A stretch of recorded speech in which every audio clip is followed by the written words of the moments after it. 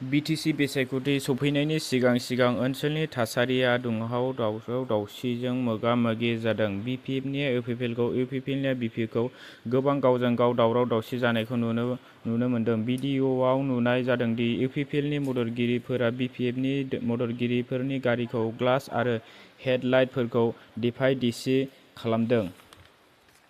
अदेबानि भिडिअ'नि गेजेरजों खोनानो मोन्दों, गावजों गाव बिदि जानो नाङा होननाय।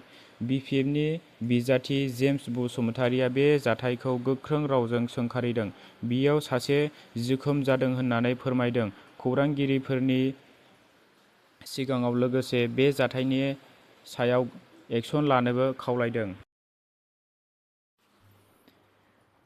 मैया रबिबारनि बेलासि समाव रायजोनि गोबां जिल्लाफ्राव बांग्रि मावनायखौ मोनदांनो हादोंमोन।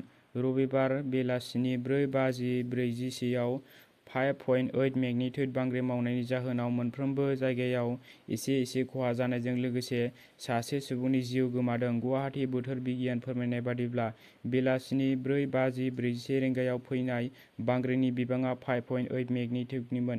बेनि गोथौथिया 5 किल'मिटारमोन।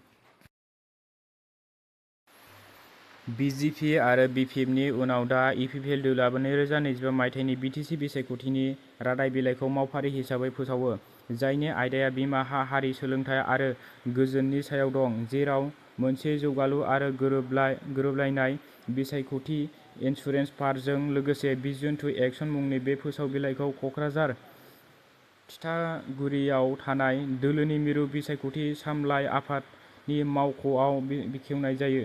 इउपिपिएलनि आफादगिरि प्रमद बर', केबिनेट मन्थ्रि उर्खाव ब्रह्म, कक्राझारनि एमपि जयन्त बसुमतारी, इउपिपिएल आइजो गांखं आफादगिरि प्रतिभा ब्रह्म आरो गुबुन गागि दैदेनगिरिफोरनि नुजानायाव बे रादाय बिलाइखौ फोसावनानै होयो। बे हाबाफारियाव बाहागो लानानै इउपिपिएलनि दैदेनगिरिफ्रा बुंदों, 2025 मायथाइनि थाखाय दोलोनि नोजोरआ बिटिआरआव जथाय जौगानाय, हारि संरैखा, गुन गोनां सोलोंथाइ आरो आइजो गोहो होनाय, लोगोसे अरायथा गोजोननि सायाव मिरु खालामनाय। बे फोसाव बिलाइ एबा रादाय बिलाइयाव रांखान्थि जौगानाय, सोलोंथाइ फोसाबनाय, रोंगौथि जौगानाय, आइजोफोरनि अनसायनाय बिथांखि, दाथायारि जौगानाय, आबहावा रैखाथि आरो 2027 मायथाइनि गेजेराव 2020 मायथाइनि बर' गोजोन गोरोबथाखौ आबुङै मावफुंनायनि थाखाय आबुं बिथांखि लानाय जादों। दोलोआ खोथा होदोंदि, बे ओनसोलफोरखौ गोरोबलायनाय आरो दावगानायनि मोनसे मडेल महरै सोलायनायनि थांखि लानानै गासै हारिफोरनि गेजेराव गोरोबलायनाय, खौसेथिजों लोगोसे मोनसे जौगाफुनाय बिटिआर गोरोबनायाव नोजोर होनाय जागोन। दिनै 15 सेप्तेम्बर एनपिसिआइनिफ्राय गोबां नेम खान्थियाव सोलायनाय खालामदों। दिनैनिफ्राय इउपिआइ पेमेन्टखौ खेबसेयैनो 10 लाख रांसिम होनो हागोन। बेजों लोगोसे इउपिआइनि गेजेरजों गेदेर ट्रेन्जेकसन खालामनाया गोरलै जागोन। बे गोदानसिननाया जाबाय सावस्रि, दावबायनाय, सोलोंथाइ बायदियाव सुबुंफोरखौ मुलाम्फा खालामगोन। दायो इउपिआइनि गेजेरजों गेदेर लेनदेन खालामनाय गोरलै जागोन। फारसेथिं capital market investment insurance premium होनायनि सिमाखौ 2 लाख रांनिफ्राय बांहोनानै 5 लाख रांसिम खालामनाय जाबाय।